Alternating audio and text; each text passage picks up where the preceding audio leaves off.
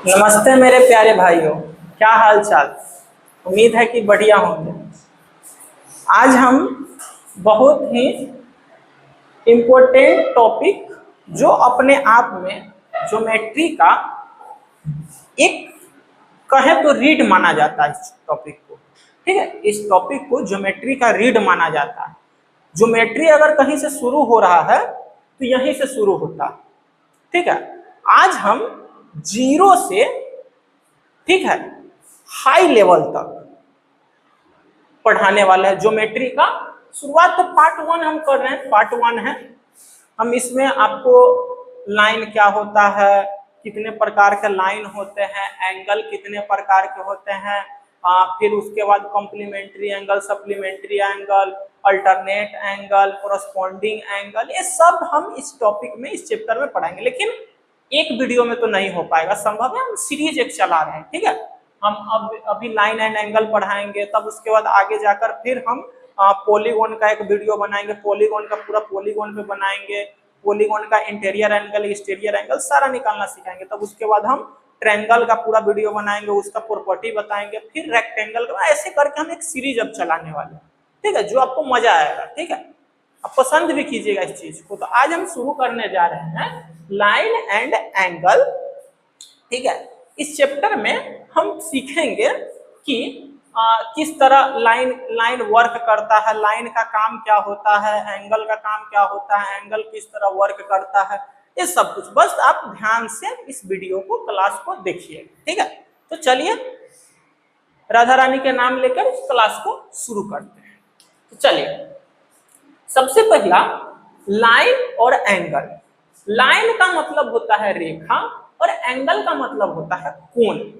अब इस चैप्टर के अंदर में हम जाएंगे तो समझेंगे किस तरह काम करता है, इनका काम क्या होता है। ठीक है, तो सबसे पहला बेसिक से पॉइंट, बिंदु। ठीक है, पॉइंट जो है, पॉइंट कोई भी एरिया को या कोई भी क्षेत्रफल को दर्शाने का काम करता है। ठीक है, यानी कि कोई भी स्थान को, कोई भी बिंदु की मदद से हम कोई क्षेत्रफल को दर्शाते हैं, उसको पॉइंट बोलते हैं। हमेशा इसको ना हम कैपिटल लेटर से डिनोट करते हैं, यानी कि पॉइंट लिखे तो हमेशा इसको कैपिटल लेटर से डिनोट करेंगे। बिंदु बना रहे हैं तो हमेशा पॉइंट को कैपिटल लेटर से डिनोट करेंगे। पॉइंट का ना तो कोई फिक्स शेप होता है और ना ही कोई फिक्स्ड लेंथ और ब्रेथ होता है। लेंथ ब्रेथ क्या होता है आगे समझाएंगे। इसका कोई एक ही लाइन में समझ लीजिए, इसकी कोई फिक्स आकृति नहीं है। ठीक है, और इसका कोई डायमेंशन नहीं। कोई पूछेगा पॉइंट कितने डायमेंशन का होता है, 0 डायमेंशन का होता है। बात समझ में आ गया। अब अगला है लाइन। लाइन क्या होता है?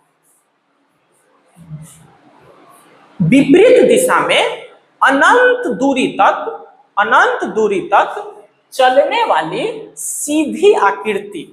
ठीक है, विपरीत दिशा में, यानी कि देखिए विपरीत दिशा में एक साइड इधर, एक साइड उधर, विपरीत दिशा में चल रहा है और अनंत दूरी तक चल रहा है। इसका कोई सीमित दूरी नहीं है कि कहां तक जाएगा। अनंत दूरी जिसको हम आकलन भी नहीं कर सकते, उतना दूरी ये ट्रेवल करता है, चलता है, उसी को हम क्या बोल रहे हैं? लाइन बोलते हैं। बात समझ में आ गया।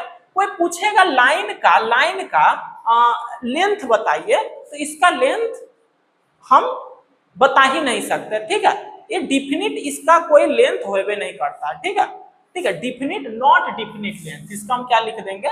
नॉट डिफिनिट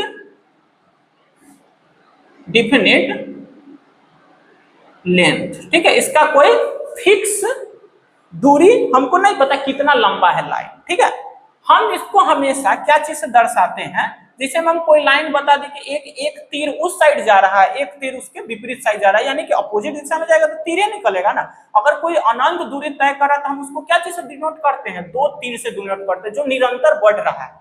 बात समझ में आ गई। तो अगर ये निरंतर बढ़ रहा है एक विपरीत दिशा में, तो अगर हमको तो बार बार कोई कहेगा कि हमको एक लाइन बताइए, तो हमको करते दर्शाना लाइन को, तो हम क्या बार बार इतना बड़ा बड़ा लाइन बनाने जाएंगे? हमको तो एक ऐसा सिंबल या एक ऐसा नोटेशन की जरूरत पड़ेगी जो हम कोई भी छोटे से दूरी में, छोटे से कॉपी के, यानी कि कोई भी कॉपी का जगह है वहां पर छोटे से जगह पे हम दर्शा सके। तो हम क्या किए हैं, यानी कि हम नहीं, बुक बताती है कि अगर कोई लाइन को दर्शाना है तो हमको जो लाइन का जो दोनों छोड़ दिया हुआ छोड़ को लिख लेना है जो निरंतर बढ़ रही है, और उसके ऊपर हमको इस एरो का निशान, इस तरह का एरो का निशान देना है जो दोनों तरफ से क्या हो रहा है, बढ़ रहा है। दर्शाने का क्या काम करता है कि निरंतर अपोजिट साइड में बढ़ रही है। बातें समझ में आ गई होगी, ठीक है।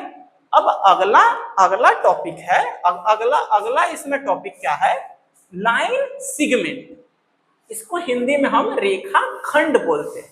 रेखा खंड क्या होती है, देखिए लाइन का कोई एंडिंग पॉइंट नहीं है, कहां तक जाएगा, लेकिन रेखा खंड नाम है क्या है, रेखा बोले तो लाइन, ठीक है। लाइन से निकली हुई एक टुकड़ा, ठीक है, लड़की का नाम नहीं है रेखा, ठीक है, ये एक रेखा है, ठीक है, किसकी, लाइन का, ठीक है, जो लाइन से निकली हुई एक टुकड़ा है और वो एक फिक्स दूरी को दर्शाता है, ठीक है। ये एक फिक्स दूरी, यानी कि हम इस लाइन में से कोई एक टुकड़ा निकाल लिए, ठीक है, और वही टुकड़ा क्या करता है, एक फिक्स, काहे कि देखिए अगर हम कोई चीज को नापना है, हमको लंबाई में नापना है, तो अगर लाइन का तो कोई लंबाई नहीं है भाई, उसका तो कोई डिफिनिट लेंथ नहीं है, और हमको कोई वस्तु को 5 मीटर 10 मीटर 20 सेंटीमीटर किलोमीटर फीता से नापना है, तो कोई ना कोई एक फिक्स्ड पैमाना तो होना चाहिए ना, कोई एक सीमित पैमाना तो होना चाहिए। तो उसी पैमाना सीमित दर्शाने के लिए हम लाइन का क्या करते हैं, एक टुकड़ा निकालते हैं, उसी टुकड़ा को हम, एक टुकड़ा क्या करता है, फिक्स्ड क्या होता है, एंडिंग पॉइंट इसका होता है, यानी कि इसका जो अंतिम छोर होता है फिक्स रहता है अपने आप में। बात समझ में आ गया। और हम इसको आसानी से बता सकते हैं, जैसे सेंटीमीटर बताना, 5 सेंटीमीटर बताइए, 8 मीटर बताइए, आप इसके मदद से आप कोई भी चीज को नाप सकते हैं। अगर जो मान के चलिए कि लाइन सेगमेंट का अगर हम खोज वैज्ञानिक लोग या मैथमेटिशियन लोग नहीं करते, तो लाइन से हम कभी कोई चीज को नाप ही नहीं सकते थे, ठीक है, क्योंकि इसका तो कोई लेंथ मान के चलिए कि इसका तो खुद अपने आप में कोई इसका ठिकाना नहीं है कि कितना बड़ा, तो दूसरा को क्या रास्ता दिखाएगा, जिसको खुद अपना रास्ता पता है वही ना दूसरा को रास्ता दिखाएगा। इसको पता है कि भाई हम इस दिशा में चल रहे हैं, हम ऐसे पढ़ाई लिखाई करेंगे तो तुम इस दिशा में जाएगा तो अच्छा कर सकता है। इसको पता है कि हाँ मेरा इतना लंबाई मेरा है, और इस लंबाई पे कोई वस्तु को नापने जाएंगे तो उससे या तो मेरे से छोटा होगा या तो बड़ा होगा।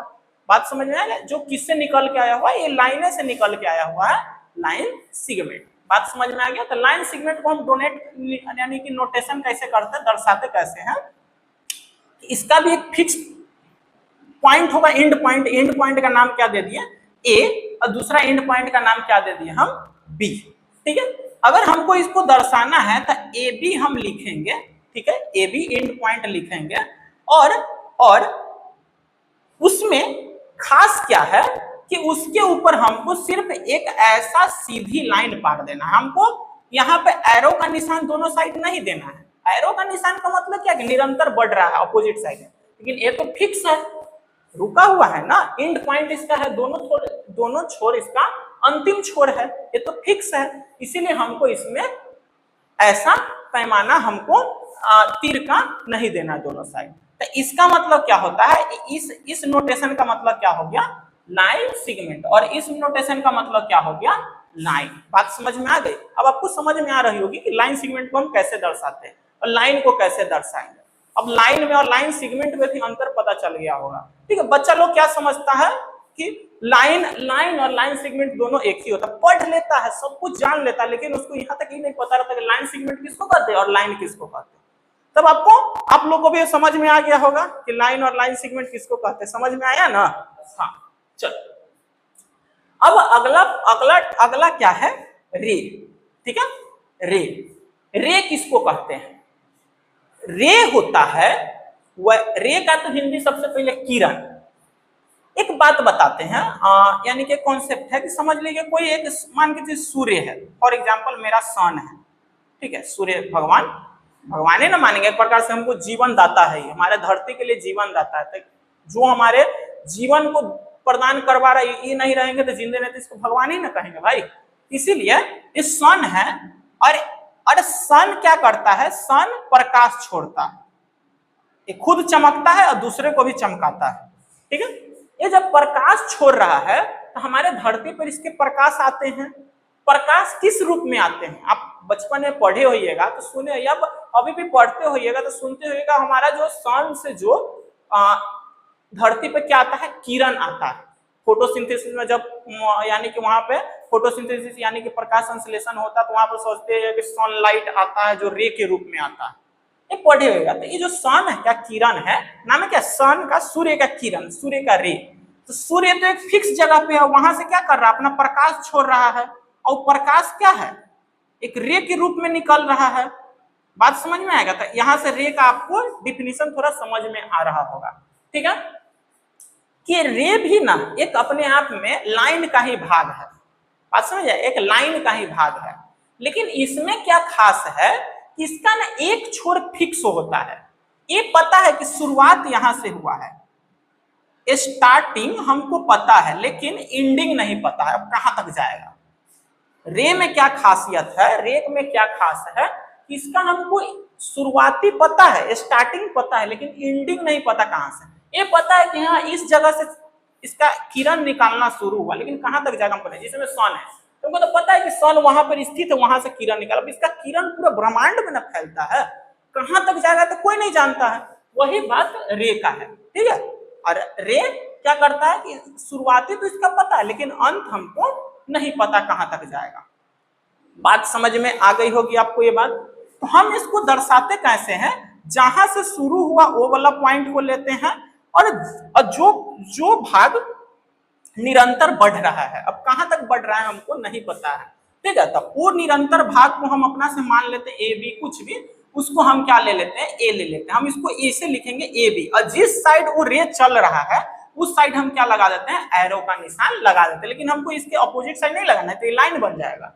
हमको ए नोटेशन रे का है, ए नोटेशन लाइन सेगमेंट का, ए नोटेशन लेंथ का है। हमको सबसे बड़ा पता है, सिंबल ही, चिन्ह ही सबसे बड़ा चीज होता है। अब कहीं पर आपको कोई कहेगा कि आप रे को प्रदर्शित कीजिए, लाइन को प्रदर्शित कीजिए, लाइन सेगमेंट को, तो बार बार वहां पर पाई पार के थोड़ी ना प्रदर्शित कीजिएगा, लाइन पार के थोड़ी ना कीजिएगा। आपको कहेगा नहीं हमको सिंबॉलिक दर्शाइए, तो सिंबॉलिक ध्यान देना है कि रे में क्या खासियत है कि रे एक स्टार्टिंग पॉइंट रे में होता है, लेकिन अंतिम पॉइंट हमको नहीं पता कहां तक जाएगा।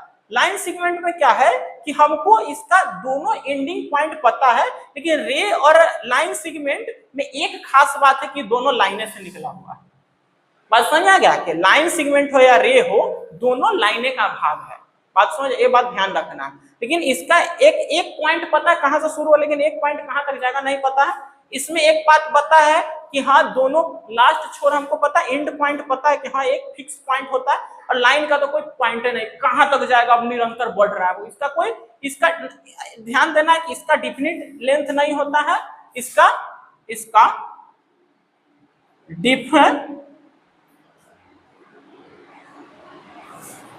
डिफिनिट लेंथ होता है, ठीक है, और इसका भी डिफिनिट लेंथ नहीं होता है। लेकिन इसका स्टार्टिंग इनिशियल पॉइंट पता है कहां तक है। तो लाइन सेगमेंट का डिफिनिट लेंथ है। हम इस दुनिया में तो आप जो भी कुछ को नाप रहे हैं लेंथ के आधार पे, वो सब किसकी मदद से नाप पा रहे हैं, लाइन सेगमेंट की मदद से नाप पा रहे हैं।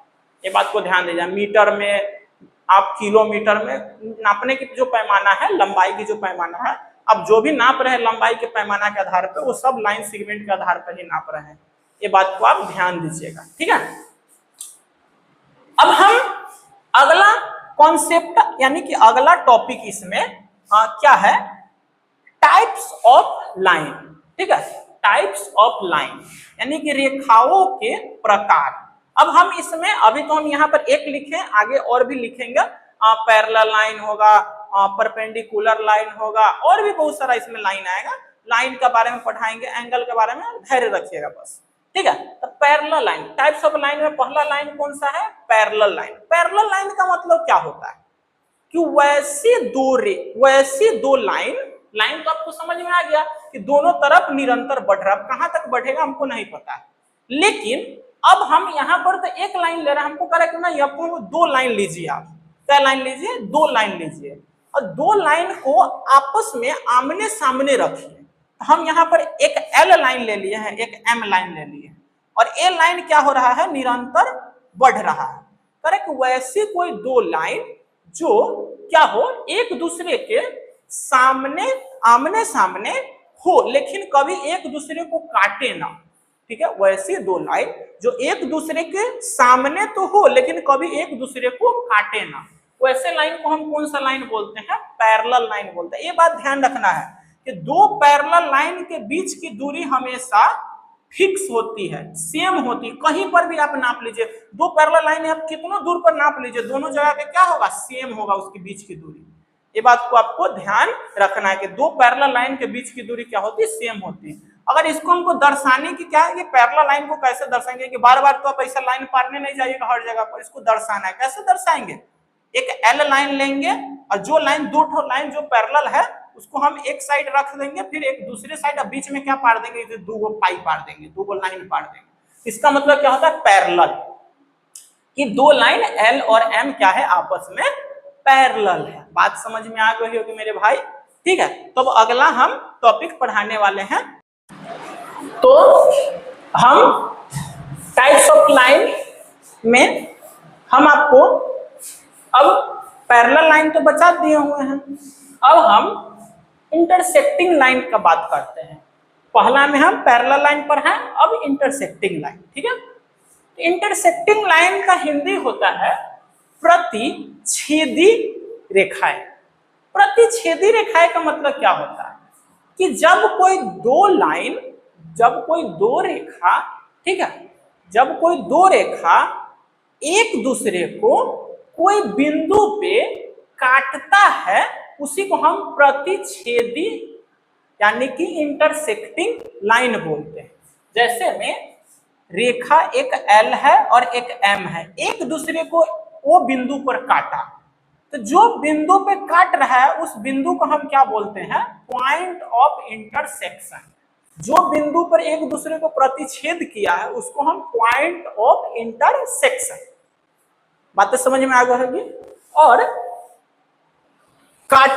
काटने की प्रक्रिया, जो एक दूसरे को काट रहा है उसको हम इंटरसेक्टिंग लाइन, जो दो लाइन आपस में काट रहा है। बात समझ में आ गया? तो इंटरसेक्टिंग लाइन आपको समझ में आ गई होगी। अब तीसरा लाइन, ऐसे में लाइन को हम तीन प्रकार से हम देखते हैं। पहला पैरेलल लाइन, दूसरा इंटरसेक्टिंग लाइन और तीसरा परपेंडिकुलर लाइन, ठीक है। तो परपेंडिकुलर लाइन, अब तीसरा बात कर लेते हैं। दूसरा पढ़ा दिए, अब तीसरा सी नंबर। परपेंडिकुलर लाइन क्या होता है? ध्यान से सुनिए।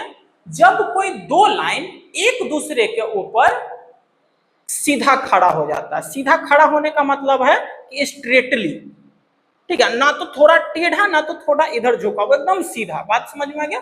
और जब सीधा खड़ा होगा, जैसे में मेरा हाथ ही सीधा है, तो सीधा खड़ा होने पर ना एक 90 डिग्री का कोण बनाता है। जैसे में यही लाइन है, तो जब सीधा खड़ा होता है, आगे हम एंगल पढ़ाएंगे उसमें बताएंगे कि जब कोई एक लाइन दूसरे लाइन पर स्ट्रेट खड़ा हो जाता है वहां पर क्या बनाता है? 90 डिग्री का कोण बनाता है। और वही 90 डिग्री का कोण देख के हम बता सकते हैं कि वो लाइन परपेंडिकुलर है, यानी कि लंबवत रेखाएं हैं। तो जो लाइन एक दूसरे के ऊपर खड़ा हो जाए उसको हम कौन सा लाइन बोलेंगे? लंबवत लाइन कहेंगे, परपेंडिकुलर लाइन कहेंगे। इसको दर्शाने के लिए हम ऐसे दर्शाते हैं कि जो लाइन खड़ा हुआ है जिस पे, यानी कि एल मान के चलिए एम पर खड़ा हो गया था, जो खड़ा होगा उसको पहले और जो जिस पे खड़ा हुआ है उसको बाद में, ठीक है। अब बीच में इसका साइन देंगे, इसका मतलब होता है परपेंडिकुलर। तब बात समझ में आ गया? लाइन तो खत्म हो गया। अब बात कर लेते हैं एंगल की। एंगल किसको कहते हैं? तो एंगल हम बोलते हैं कि अगर कोई पॉइंट से दो रे निकल रहा है, यानी कि दो किरण निकल रहा है, और जो निकलने के क्रम में वो दो रे के बीच में जो दूरी बनता है, यानी कि मान के चलिए कि वो पॉइंट है, इस रे का हम बताए हैं, रे का प्रॉपर्टी क्या होता है कि रे का प्रॉपर्टी की शुरुआती बिंदु पता रहता, अंतिम नहीं पता कि कहां तक जाएगा, ठीक है। तो वही बात यहाँ पर है कि यहाँ पर अगर जो कोई एक पॉइंट से अगर कोई दो रे निकल रहा है, और जो निकल रहा है तो निकलने के क्रम में एक रे उधर भाग रहा है, एक रे दूसरे दिशा भाग रहा है, लेकिन उसके बीच में एक दूरी बन रही है, उसी दूरी को हम क्या बोलते हैं? कोण बोलते हैं, एंगल बोलते हैं। आपको ये बात समझ में आ रही होगी। बात समझे कि एंगल किसको कहते हैं? कि दो रे के बीच की दूरी, जहां से वो निकलना प्रारंभ किया उसके बीच की दूरी को ही हम क्या बोल देते हैं? एंगल बोलते हैं, ठीक है। और एंगल ए मत सोचिए कि लग में है तो एंगल कुछ और होगा, दूर पर यहां पर खींच लेंगे तो कुछ और होगा, नहीं भाई। आप यहां पर देखिए, यहां पर देखिए, सब जगह एंगल उतने समाने रहेगा। बात समझ में आया? हाँ, अब समझिए एंगल में कुछ बातें कर लेते हैं। आपको तो ये बात समझ में आए कि दो रे के बीच की दूरी कोण कहलाती है, ठीक है। जब वो निकलता है, जिस क्रम में वो कोई बिंदु से प्रारंभ होता है, उस समय के बीच की दूरी रे। लेकिन जो बिंदु से निकल रहा है, जो बिंदु से निकल रहा है, उस बिंदु से अगर दो किरण, ध्यान देना, एक किरण ऐसे हम बनाए हुए थे, तो हम यहाँ पर ओ लिख दिया हुआ तो इसको बी लिख दिया, तो हम इसको कुछ नहीं बोल रहे थे। लेकिन एक ही बिंदु से अगर बहुत सारा किरण निकलने लगे, ठीक है, या एक ही बिंदु पे अगर जो दो किरण आके, यानी कि एक ही बिंदु से बहुत सारा किरण निकले या दो ही किरण निकले, तो उस बिंदु को हम क्या बोलते हैं? वर्टेक्स बोलते हैं, उसको हम शीर्ष बोलते हैं हिंदी में। बात समझ में आ गई? उसको हम क्या बोलते हैं? वर्टेक्स बोलते हैं। आप लोग को भी समझ में आ रहा होगा कि हम क्या बोल रहे हैं कि जो बिंदु से अगर कोई दो किरण निकल रहा है, तो उस बिंदु को हम क्या बोलते हैं? वर्टेक्स कहते हैं। ध्यान में रखिएगा ये बात को, ठीक है। और जो बिंदु से दो किरण निकल रहा, हम बार बार उसको किरण नहीं बोलेंगे, ठीक है। अगर एंगल बना दिया दो किरण, तब वो दोनों किरण का नाम बदल जाएगा। नाम बदल के क्या हो जाएगा? आर्म कहलाएगा, यानी कि भुजाएं कहलाएगी। ये बात को भी हमको ध्यान देना, क्या कहलाएगी? भुजाएं कहलाएगी, ठीक है।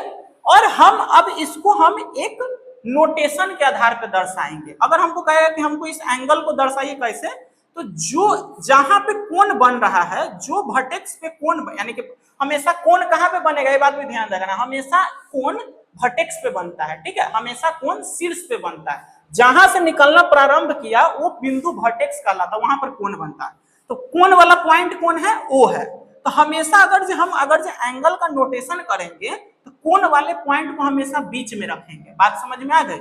और जो उसका भुजा का जो भी नाम होगा, वो भुजा को दोनों साइड में हम दाएं बाएं करके लिख सकते हैं। तो हम इसको क्या पढ़ेंगे? Angle AOB, angle AOB। इसको दर्शाएंगे। बार बार कोई कहेगा कि हमको एंगल बताइए, एंगल AOB बताइए, क्या होगा? तो बार बार थोड़ी ना इसको ऐसे लिख के बताने जाएंगे पेपर पे, लंबा दूरी भी जगह भी छेकेगा। इसीलिए हमको क्या लिखना है? नोटेशन के आधार पे, सिंबल के आधार पे ऐसे लिखना है, ठीक है। अब आगे हम टाइप्स ऑफ एंगल पढ़ने वाले हैं, ठीक है। तो अब हम एंगल बता चुके हैं, अब एंगल के प्रकार बताने जा रहे हैं, ठीक है। एंगल बताए कि कोई पॉइंट से, कोई बिंदु से, एक बिंदु से अगर कोई दो रेखा, यानी अगर कोई दो किरण निकलते हैं, तो उसके बीच की दूरी को हम कोण बोलते हैं, यानी कि एंगल बोलते हैं। तब वही एंगल का कितने प्रकार के एंगल होते हैं उसको समझते हैं। टाइप्स ऑफ एंगल, यानी कि कोणों के प्रकार। सबसे पहला है जीरो एंगल। जीरो एंगल किसको कहते हैं? कि वैसा कोण जो कोई पॉइंट से दो रे निकल रहा है, ठीक है, दो रे निकल रहा है, लेकिन वो दोनों के बीच की दूरी कुछ नहीं है, जीरो है, ठीक है। वो दोनों बीच की दूरी क्या है? जीरो है। यानी कि ध्यान से देखिएगा, वो पॉइंट से तो निकला, लेकिन वो दोनों के बीच की दूरी कुछ है ये नहीं। जब तक दूरी नहीं रहेगा तब तक एंगल बन पाएगा? हम तो थोड़ा देर पहले बताए, नहीं बनेगा। इसलिए इसको हम जीरो एंगल बोलते हैं। क्या बोलते हैं? 0 डिग्री के, इतना डिग्री का यहाँ पर एंगल बनेगा, जीरो। रे निकल रहा है, लेकिन एक दूसरे को ऊपर निकल रहा है, एक ही दिशा में निकल रहा है, यहाँ पर कितना? 0 डिग्री। बात समझ में आ गई? अब दूसरा कोण है जिसको हम एक्यूट एंगल बोलते हैं, जिसको हिंदी में न्यून कोण कहते हैं। एक्यूट एंगल क्या होता है? सुनिए ध्यान से समझिएगा कि वैसी कोण जो 0 डिग्री से बड़ा हो और 90 डिग्री से छोटा हो, वैसी एंगल जो 0 डिग्री से बड़ा और 90 डिग्री से छोटा हो, वो कौन सा कोण कहलाता है? एक्यूट एंगल, यानी कि न्यून कोण कहलाता। ध्यान से देखिएगा, वो पॉइंट से दो किरण निकला, लेकिन वो दोनों के बीच की दूरी क्या है? दोनों के बीच की दूरी 90 डिग्री से छोटा है, क्योंकि 90 डिग्री क्या होता है? लंबवत होता है। लंबवत थोड़ी ना, लंबवत से तो कम है। इसीलिए 90 डिग्री से छोटा हो जाए तो उसको हम क्या बोलते हैं? एक्यूट एंगल बोलते हैं। कोई पूछेगा एक्यूट एंगल का एग्जांपल बताइए, तो 90 डिग्री से छोटा कोई भी एंगल ले लो, जैसे में हम 80 डिग्री ले लिए, 70 डिग्री ले लिए, 60 डिग्री ले लिए, 50 डिग्री ले लिए, ये सब एग्जाम्पल है किसका, एक्यूट एंगल का, ठीक है। 90 डिग्री से छोटा रख, कोई भी ले लो। अब दूसरा है राइट एंगल। राइट एंगल को हम समकोण बोलते हैं। क्या बोलते हैं, समकोण। समकोण यानी कि अगर वैसा दो किरण जो एक दूसरे के लंबवत निकले, यानी कि एक उस साइड में निकल रहा है, एक ऊपर साइड में निकल रहा है, ठीक है। जब कोई दोनों लंबवत रूप से समकोण रूप से निकले, एक उधर भागेगा तो एक ऊपर भागेगा, तो दोनों के बीच की दूरी 90 डिग्री बनेगी। 90 डिग्री कहलाएगी, वो दोनों के बीच की दूरी कितना एंगल बनेगी, 90 डिग्री कहलाएगा। तो उसी को हम क्या बोलते हैं, राइट एंगल बोलते हैं। ये बात समझ में आ गया होगा। अब है चौथा ऑब्ट्यूस एंगल। ऑब्ट्यूस एंगल किसको कहते हैं, जिसको हम अधिक कोण भी हिंदी में बोलते हैं। हिंदी में क्या कहते हैं, ऑब्ट्यूस एंगल को अधिक कोण। इस एक क्या होता है उसको भी हम समझाते हैं आज। वैसे कोई पूछे एक्यूट एंगल किसको कहते हैं, तो कहिएगा वैसा एंगल, ठीक है, वैसा एंगल जो 90 डिग्री से तो बड़ा हो, क्या हो, 90 डिग्री से बड़ा हो, लेकिन 180 डिग्री से छोटा हो। वैसा एंगल जो 90 डिग्री से तो बड़ा है और 180 डिग्री से छोटा है, उसको हम क्या बोलते हैं, ऑब्ट्यूस एंगल बोलते हैं। एक चीज और बताते हैं, इसका मतलब समझ में आ रहा है। इसका मतलब क्या होता है, ये ना कोई चीज को तुलना, कंपेयर करने के, यानी कि तुलना करने में मददगार होता है ए साइन, ठीक है। जिसके तरफ ये नोक लगा रहेगा ना, उसका मतलब, जिसके तरफ ये नोक लगा समझ जाइएगा वो साइड छोटा है, और जिसके तरफ ये भाग खुला हुआ है उसको समझना है वो बड़ा है। इधर क्या समझना है, छोटा, और ए वाला भाग जिधर खुला रहेगा उसको हमको क्या समझना है, बड़ा। बात समझ में आ गया। जिधर आपको नहीं दिख रहा होगा, थोड़ा ऊपर बनाते हैं, यहां पर बनाते हैं। जिधर नोक रहेगा उसको हमको क्या मानना है, छोटा, और जिधर नोक खुला, यानी कि जिधर भाग खुला हुआ उसको हमको क्या लेना है, बड़ा। इसमें अब कंफ्यूज नहीं होगा, तो यह ध्यान से देखिएगा। थीटा हमेशा, थीटा अगर हमको कोई एंगल को सिंबॉलिक रूप से दर्शाना है तो हम क्या चीज से दर्शाते हैं, एक कोण को दर्शाने की एक चिन्ह है, ठीक है, थीटा, ठीक है, इसको हम थीटा बोलते हैं। तो थीटा ध्यान से देखिएगा 90 से बड़ा है कि नहीं, क्योंकि खुला हुआ भाग है तो 90 से बड़ा है, और 180 है तो 80 उधर खुला हुआ 180, लेकिन इधर 180 इधर तीर लगा रहा है, यानी कि नोक लगा रहा है, जिसका मतलब 180 से छोटा है, तो उसको हम कौन सा एंगल ले लेते हैं, ऑब्ट्यूस एंगल बोलते हैं। बात समझ में आएगा, ध्यान से देखिएगा, 90 डिग्री से बड़ा हो गया, 90 डिग्री तो लंबवत होता है लेकिन उससे बड़ा लाइन गया है, और 180 यानी कि 180 इधर 180 समझाएंगे, 180 क्या होता है, उससे ये छोटा हो गया, तो कौन सा है, ऑब्ट्यूस एंगल। अब ऑब्ट्यूस एंगल का एग्जांपल कोई बोलेगा तो क्या बोलेगा, 120 डिग्री, 140 डिग्री, 150 डिग्री, 160 डिग्री, ठीक है, 160 डिग्री, 180 से आप कोई भी एंगल ले लीजिए, वो सब ऑब्ट्यूस एंगल के अंदर आएगा, ठीक है। 180 से लेकर 180 से छोटा, लेकिन 180 लेना नहीं है, 180 लीजिएगा तो ऑब्ट्यूस नहीं रह जाएगा, वो कोई और एंगल बन जाएगा, उसको स्ट्रेट एंगल बोलते हैं, जो यहाँ पे है, ठीक है। तो स्ट्रेट एंगल का एग्जांपल, स्ट्रेट एंगल किसको कहते हैं, कि वैसी कोण, ठीक है, जो 180 डिग्री का एंगल बनाता है। 180 डिग्री कैसे बनेगा, तो उसको भी हम समझाते हैं कि कोई पॉइंट से, कोई बिंदु से, ठीक है, अगर कोई दो किरण एक दूसरे के विपरीत दिशा में, अपोजिट डायरेक्शन में चलना शुरू हो, यानी कि एक उधर भाग रहा है तो एक इधर भाग रहा है, एकदम सीधी, तो देखिए एक किरण उधर भाग रहा है, एक किरण उधर, तो दोनों के बीच की दूरी क्या हो जाएगी, कितना डिग्री बनेगा, 180 डिग्री बनेगा। ये बात समझ में आ गया होगा। हम क्या बोलेंगे इसको, 180 डिग्री। 180 डिग्री का मतलब राइट, यानी नहीं, straight angle, sorry, straight angle, जिसको हम सरल रेखा भी हिंदी में बोलते हैं। अब ये 5 था, 6 नंबर यहाँ पे। अब छठा नंबर क्या आता है, रिफ्लेक्स एंगल। रिफ्लेक्स एंगल किसको कहते हैं वो समझिए, वैसा एंगल जो 360 डिग्री से छोटा हो, ठीक है, और 180 डिग्री से बड़ा हो, उसको हम क्या बोलते हैं, रिफ्लेक्स एंगल, जिसको हम प्रतिवर्ती कोण बोलते हैं हिंदी में। क्या बोलते हैं, प्रतिवर्ती कोण। देखिए ध्यान से देखिए, 180 डिग्री क्या बनता था, सीधा रेखा इसे बनेगा तो 180 डिग्री होगा, लेकिन 180 डिग्री से बड़ा कोण बन रहा है, तो 180 डिग्री से बड़ा बन रहा है और 360 डिग्री का मतलब कंप्लीट एंगल कहलाता है, तो 360 डिग्री से छोटा है तो इसको हम क्या बोलेंगे, रिफ्लेक्स एंगल। इसका एग्जांपल ले लीजिए, 360 डिग्री से कोई भी 270 बोल दीजिए, 300 डिग्री बोल दीजिए, अब 360 से हमको छोटा लेना है कोई भी एंगल, वो सब क्या कहलाएगा, रिफ्लेक्स एंगल कहलाएगा। बात समझ में आया, बात समझ में आ गई। अब हम 7वां नंबर कौन सा एंगल है, कंप्लीट एंगल, जिसको हम पूर्ण कोण बोलते हैं। कंप्लीट का मतलब है क्या, पूर्ण। मान के चलिए कि कोई दो किरण क्या कर रहा है कि एक किरण तो एक साइड में जा रहा था, दूसरा का किरण नच के फिर उसी के साइड में आ गया। जैसे मान के चलिए कि बी अपना साइड में निकलना शुरू किया और नहीं, ए अपना साइड में निकलना शुरू किया और बी क्या हुआ, तो ऐसे घूम लिया फिर ए के साइड में आ गया। ठीक है, यानी कि ऐसे चक्कर लगा के बी ए के ऊपर ही स्थापित हो गया। तो ये जो एक चक्कर पूरा कर रहा है एक ही पॉइंट से, ध्यान दीजिएगा, कोई लाइन एक ही बिंदु से यानी कि अपने एक फिक्स्ड पॉइंट से अगर कंप्लीट चक्कर लगाता है तो उसको हम क्या बोलते हैं, कंप्लीट एंगल उसको कहते हैं। 360 डिग्री कहलाता है, 360 डिग्री का एंगल बनता है। ये बात भी समझ में आ गई होगी। अब 8वां नंबर है कॉम्प्लीमेंट्री एंगल, जिसको हम पूरक कोण कहते हैं। कॉम्प्लीमेंट्री एंगल किसको कहते हैं कि हम जब कोई भी दो एंगल, ठीक है, कितना मान हो, लेकिन जब कोई दो एंगल को हम आपस में जोड़े, सम करें, तो जोड़ने पर 90 डिग्री ही पूरना चाहिए। ठीक है, जब कोई दो एंगल को हमको आपस में जोड़ने पर उसका मान 90 डिग्री पूर जाए तो कौन सा एंगल कहलाता है, कॉम्प्लीमेंट्री। जैसे में 30 डिग्री और 60 डिग्री को जोड़ रहे हैं तो 90 डिग्री पूर रहा है, तो कॉम्प्लीमेंट्री कहलाएगा।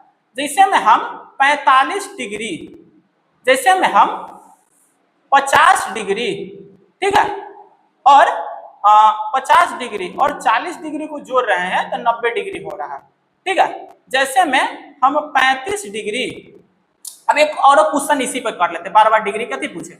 मान लीजिए कि ये जोड़ेगा, मान लीजिए एक एंगल ए हो गया, एक एंगल बी हो गया, इधर 90 डिग्री, और आपसे कोई क्वेश्चन पूछ दे कि एंगल बी का मान आपको दे दे कि यानी कि 41 डिग्री है, ठीक है, और पूछ रहा है कि एंगल ए क्या होगा, तो एंगल एम निकालना है तो हमको बी को क्या ले जाना है, इस पार ले जाना है। जब कोई संख्या बराबर की साइड प्लस में रहता है तो बराबर के उस साइड जाता है, तो जो संख्या बराबर के उस साइड उसको तो हमको जैसे वैसा ही रखना है, और प्लस वाला अगर बराबर के उस साइड जाएगा तो माइनस बन जाता है और घट जाता है। तो बी का मान कितना 41 है, तो बी उधर जाएगा तो प्लस का 41 उधर जाके क्या हो जाएगा, माइनस हो जाएगा, और 90 में से 41 जाएगा तो यहाँ पर कितना बचेगा, 10 में से 1 गया तो 9, और यहाँ से 8 में से 4 गया तो 4, 49 डिग्री का वैल्यू हमको निकल के आया। तो कॉम्प्लीमेंट्री एंगल निकालने के लिए कहेगा तो ऐसे आप निकाल लीजिएगा, कोई डाउट नहीं होना चाहिए।